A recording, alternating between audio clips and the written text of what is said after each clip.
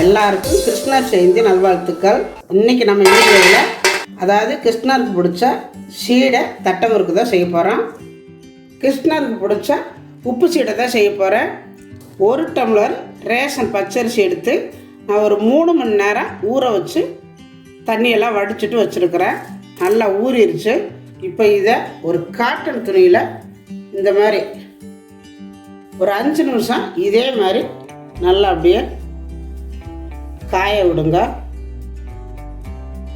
1/4 kilo பச்சரிசி எடுத்து ஊற வச்சுருக்கிறேன். அதுக்கு இந்த ஸ்பூனால் 1/4 ஸ்பூன் வெள்ளை உளுந்து எடுத்துருக்குறேன்.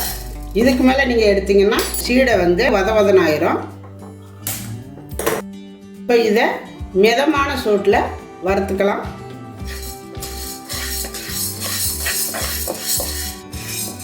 பார்த்திங்கன்னா நல்லா ஓரளவு பொன்னராக வர்ற அளவுக்கு வறுத்தாச்சு. இப்போ அடுப்பு ஆஃப் பண்ணிவிட்டு கொஞ்ச நேரம் சூட்டில் இதில் இருக்கட்டும்.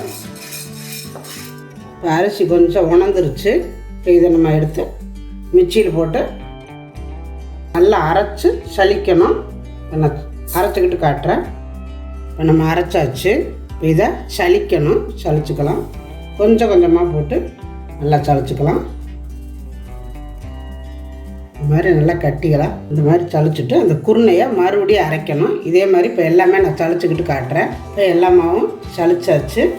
சளிச்ச குருணையை இப்போ மறுபடியும் போட்டு அரைக்கலாம். இது கூடவே நம்ம வறுத்து வச்ச இந்த உளுந்து பருப்பு, நம்ம இது மட்டும் கொஞ்சமாக இருக்குது, நம்ம மிக்சியில் போட்டு அரைவிடாது. அதனால் கடைசியாக அந்த அரிசி கூடவே சேர்த்து நல்லா அரைச்சி சளிச்சுக்கலாம். கொஞ்சம் கொஞ்சமாக போட்டு சளிச்சுக்கலாம். நல்லா சளிச்சிட்டு கடைசியாக பாருங்கள் இவ்வளோதான் இருக்குது. இதுவும் கூட சளிச்சல் போயிடும். இப்போ கொஞ்சம் போல் தேங்காய், ஒரு 4-5 கீத்து தேங்காய் சின்ன கீத்தாக எடுத்துருக்கிறேன். இதில் இந்த பின்னாடி இருக்கிற அந்த கருப்பு ஓடெல்லாம் எடுத்துட்டு கட் பண்ணி போட்டுக்கலாம். கட் பண்ணி போட்டு நல்லா பூவாட்டம் அரைச்சிக்கலாம். தண்ணி ஊற்றாமல் நைஸாக அரைக்கணும். அரைச்சிக்கிட்டு காட்டுறேன்.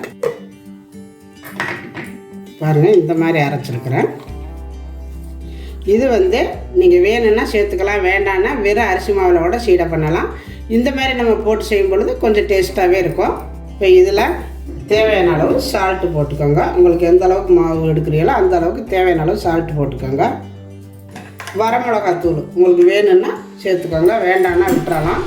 நான் கொஞ்சம் போல் போடுறேன், ஏன்னா லைட்டாக காரம் இருந்தால் தான் நல்லாயிருக்கும். பாருங்கள், இந்த அளவு நான் மிளகாத்தூள் போட்டுக்கிறேன். இது கூடவே கொஞ்சம் போல் பெருங்காயத்தூள் இந்த அளவு போட்டுக்கோங்க. இப்போ இதெல்லாம் சேர்த்து மறுபடியும் நல்லா நைஸாக அரைக்கணும். இது வந்து இப்படியே இருந்துச்சுன்னா ஏன்னா மிக்சி சேர்த்து பத்தாது. இதில் இன்னும் கொஞ்சம் போல் நான் அரிசி மாவு சேர்த்துக்கிறேன். கொஞ்சம் போல் அரிசி மாவு சேர்த்து அரைச்சிங்கன்னா நல்லா சீக்கிரம் நல்லா நைஸாக அரைக்கணும். இப்போ இதில் வந்து கம்மியாக தண்ணி ஊற்றிக்கோங்க. இது மாதிரி ஊற்றி அரைச்சிக்கலாம். பாருங்க, அரைச்சாச்சு. இது இருக்கட்டும். இப்போ மாவை வறுத்துக்கணும். வறுக்கிறதுக்கு வடைச்சட்டி அடுப்பில் வச்சுருக்கிறேன். இப்போ நம்ம மாவை இதில் சேர்த்துக்கலாம். அடுப்பை ரொம்ப ஸ்பீடாக வச்சிடாமல் மெதுவான சூட்லேயே வறுக்கணும். இல்லாட்டி இது வந்து மாவு வந்து கலர் மாறிடும். கலர் மாறாமல் மெதுவாக வறுக்கணும். அடுப்பை வந்து மெதுவாக வச்சுக்கணும். இது வந்து எந்த பக்குவத்தில் வறுக்கணுங்கிறத நான் கடைசியில் காட்டுறேன். அப்படியே வறுத்துக்கலாம். இப்போ நீங்கள் மாவை பார்த்தீங்கன்னா பாருங்கள், கட்டி கட்டியாக இருக்குது. இந்த மாதிரி விழுக மாட்டேங்குது கரண்டியிலேருந்து. இப்படி இருக்கக்கூடாது. நம்ம கரண்டியிலேருந்து கொட்டினா நல்லா பொதுன்னு கொட்டணும். அந்த மாதிரி இருக்கணும். பாருங்கள், வறுக்க ஈரமாக இருந்த மாவு நல்லா வந்து பறக்குது. இந்த மாதிரி வறுத்துக்கணும். மாவு எவ்வளோ விலைக்கு வறுக்கிறோமோ நல்ல பக்குவமாக மாவை வறுத்துட்டோம்னா சீடை வந்து நல்லா மொறுன்னு நல்லாயிருக்கும். வறுக்கிறது கம்மியாகிடுச்சுன்னா வதன்னு நல்லா மொறுப்பாக இருக்காது சீடை. அதனால் இந்த மாதிரி நல்லா வறுத்துக்கோங்க. முடிஞ்சது கலர் வராமல் வறுக்கணும். அடுப்பை ஸ்லோவில் வச்சுக்கிட்டே வறுக்கணும். பொறுமையாக வறுக்கணும். பாருங்கள், இப்போ அப்படியே பவுட்ரு மாதிரி எடுத்தங்க வருங்க எப்படி விழுதுன்னு. முதல்ல எப்படி இருந்துச்சு, இங்கே வருங்க கொட்டுது. இன்னும் கூட சத்தம் இருக்கணும். அவ்வளோதான். அடுப்பை ஆஃப் பண்ணிக்கலாம். பாருங்கள், இப்போ எந்த அளவுக்கு வறுபட்டுருக்குன்னு உங்களுக்கே தெரியும். அப்படி பொழுன்னு அப்படி கொட்டணும். இதை எடுத்து வேறு பாத்திரத்துக்கு மாற்றிக்குவோம். இது வேறு பாத்திரத்துக்கு மாற்றியாச்சு. இதில் நம்ம அரைச்சி வச்ச இந்த தேங்காய் மிளகாத்தூள், பெருங்காயம், உப்பு எல்லாம் சேர்த்து அரைச்சிருக்கிறேன். இதே இதில் சேர்த்துக்கலாம். சேர்த்துட்டு கொஞ்சம் போல் வெண்ணெய் நல்லா இந்த மாதிரி இருக்கணும். பிரிச்சுக்குள்ள வச்சுருந்தீங்கன்னா எடுத்து வெளியில் வச்சுருங்க. நம்ம அமுத்தி பார்த்தா இந்த மாதிரி இருக்கணும். இப்போ இதே இதில் சேர்த்து நல்லா பிணையணும். இதால் 1.5 ஸ்பூனு வெள்ளை எள்ளு சேர்த்துக்கணும் மாவில். இப்போ இதை ஒதுக்கி வச்சுட்டு இந்த வெண்ணெயை போட்டு இந்த மாவில் நல்லா பிரட்டிடுங்க. முதல்ல போட்டு பிரட்டிட்டு அப்புறம் அதை ஊற்றணும். நான் ஃபஸ்ட்டே ஊற்றிட்டு நீங்கள் ஃபஸ்ட்டு வந்து வெண்ணெயை போட்டு மாவில் நல்லா பிணைஞ்சிக்கோங்க. அதுக்கப்புறம் இதெல்லாம் சேர்த்து பிணைங்க. நல்லா சூட்டோடவே இந்த மாதிரி பிணைஞ்சிக்கோங்க.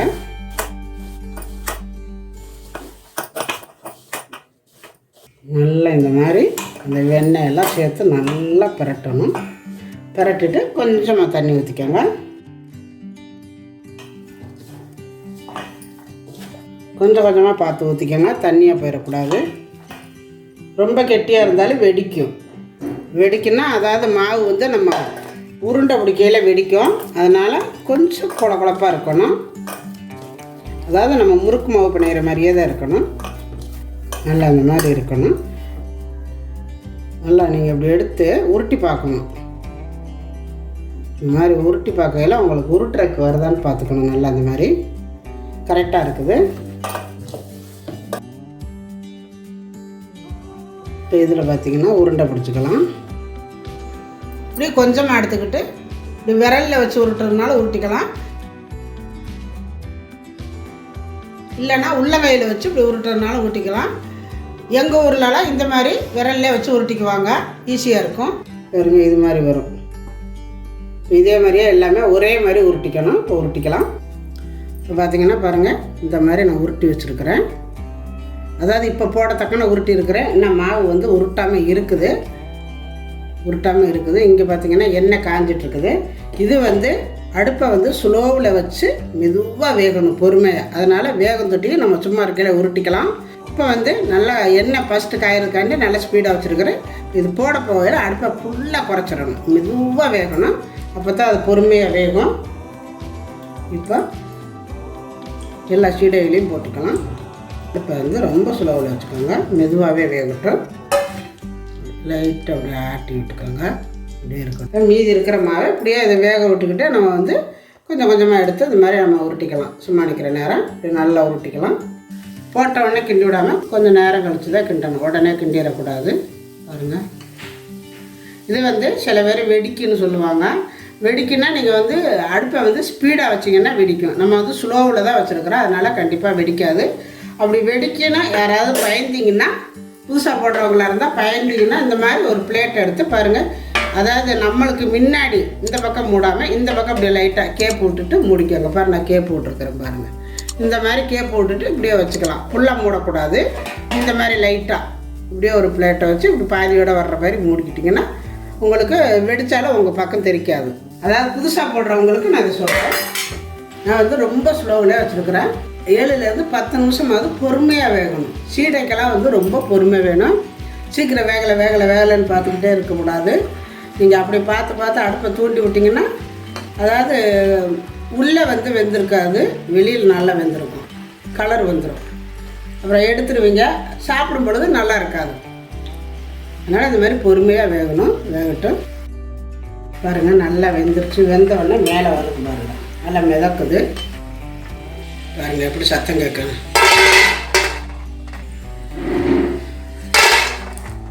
பாருங்கள், எப்படி நல்லா இருக்கணும். இதே மாதிரியே எல்லாத்தையுமே போட்டுக்கலாம். இப்போ நம்மளுடைய சீடை ரொம்ப அருமையாக வந்துருக்கு பாருங்கள். நல்லா மொறுன்னு இருக்குது. இப்போ நான் ஒன்று எடுத்து கடிக்கிறேன் பாருங்கள். நல்லா மொறுன்னு இருக்கு பாருங்கள்.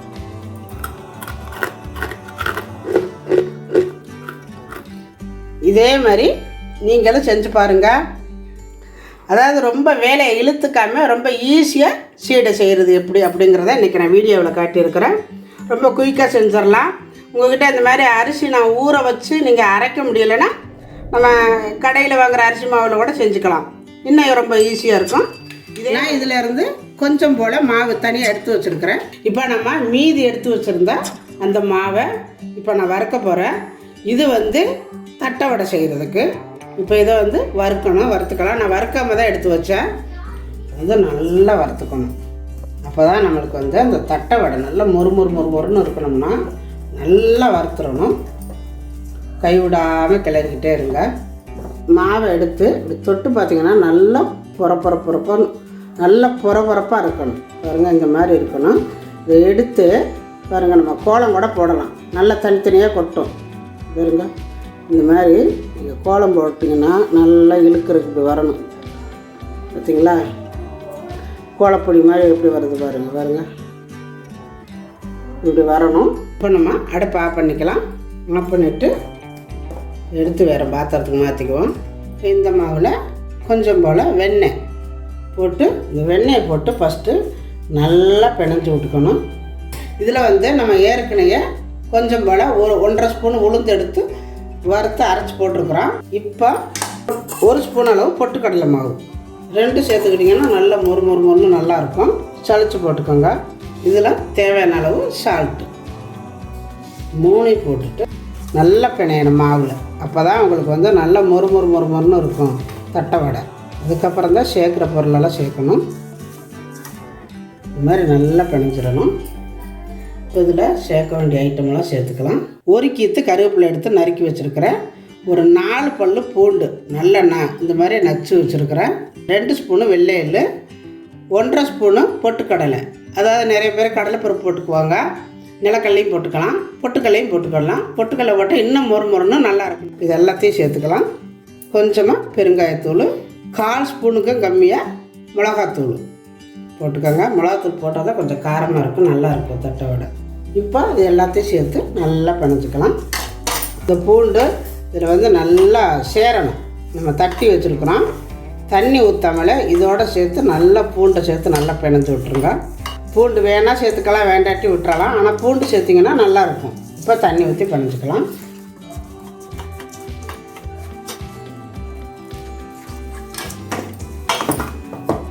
பாருங்கள், இந்த மாதிரி இருக்கணும் மாவு. ரொம்பவும் கெட்டி வந்துடக்கூடாது. இது வந்து காஞ்சி போயிடும். நல்லா மூடி வச்சுக்கோங்க. இப்படி இல்லைன்னா உருண்டை பிடிச்சிட்டு மூடி வச்சுக்கணும். உங்களுக்கு எந்த சைஸுக்கு வேணுமோ அந்த அளவுக்கு ஒரே மாதிரி சைஸ் எடுத்து நல்லா உருண்டை பிடிச்சி வச்சுக்கோங்க. இந்த மாதிரி ஒரே சைஸாக உருண்டையை பிடிச்சிக்கலாம். இந்த மாதிரி உருண்டையெல்லாம் பிடிச்சி வச்சாச்சு. இப்போ இது இருக்கட்டும். இது வந்து மூடி வச்சுக்கணும், காஞ்சி போயிடும். இந்த மாதிரி ஒரு பேப்பர் எடுத்து வச்சுருக்கிறேன். இது வந்து நல்லா இந்த மாதிரி எண்ணெய் தடவிக்கணும். அப்போ தான் எடுக்க வரும் பேப்பரில் விட்டால்.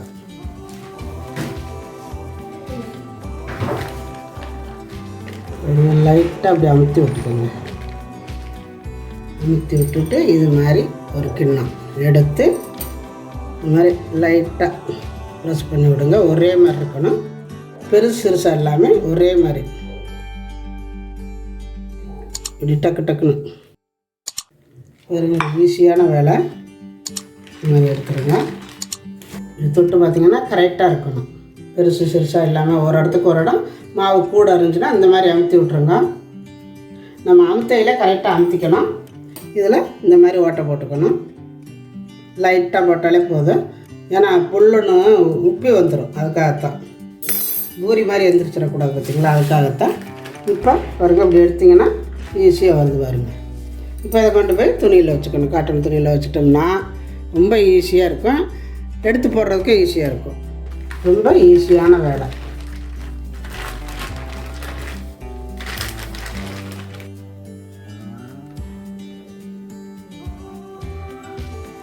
இதிலேருந்து எடுத்து பாருங்கள், செமையாக இருக்குது. இது பார்த்திங்கன்னா எண்ணெய் காஞ்சிட்ருக்குது. இப்போ ஒவ்வொன்றா போட்டுக்கலாம். அடுப்பு வந்து மிதமான சூட்டிலே வச்சுக்கோங்க. ஃபஸ்ட்டில் நல்லா வெந்து மேலே வர விட்டு அடுத்ததை போடுங்க.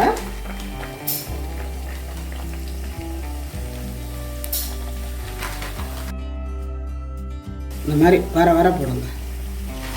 உடனே கரண்டி போட்டு கிண்டிடக்கூடாது. கொஞ்சம் நேரம் வேகணும், அதுக்கப்புறம் தான் திருப்பி விடணும். ஒவ்வொன்று அப்படி திருப்பி விட்டுக்கிட்டிங்கன்னா நல்லாவே இருக்கும்.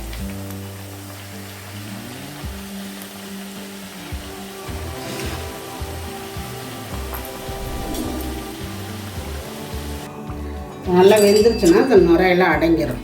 பாருங்கள், அவ்வளோதான். வெந்துருச்சு, நல்லா வெந்துருச்சு. எடுத்துக்குவோம். நல்லா சவுண்டு கேட்குது. இப்படி இருக்கு பாருங்க, ரொம்ப அருமையாக இருக்குது.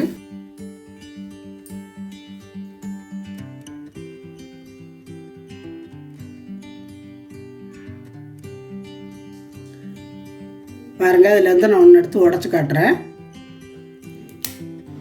பாருங்கள், அப்படி நல்லா சடக்குன்னு சத்தம் கேட்குது பாருங்கள். நல்லா நொறுங்குது. வாயில் வச்சா நல்லா மொறுன்னு கேருங்க. நல்லா மாவாக போயிடுச்சு. அப்படி இருக்கு பாருங்க தட்டை வடை. இந்த மாதிரி இருக்கணும் தட்டை வடை போட்டால். நான் போட்ட அந்த பக்குவத்திலே செய்யுங்க. நான் போட்ட மாதிரியே நீங்கள் செஞ்சு பாருங்கள். ரொம்ப நல்லாயிருக்கும், அருமையாக இருக்கும். நம்ம கடையில் வாங்கின மாதிரியே அப்படியே இருக்கும். இதே மாதிரி செஞ்சு பார்த்துட்டு எப்படி வந்துச்சு அப்படிங்கிறத எனக்கு கமெண்டில் சொல்லுங்கள். இந்த வீடியோ பிடிச்சிருந்தா லைக் பண்ணுங்கள், ஷேர் பண்ணுங்கள். செட்டிநாடு சமையலுக்கு சப்ஸ்கிரைப் பண்ணுங்கள். நன்றி. வாழ்க வளமுடன்.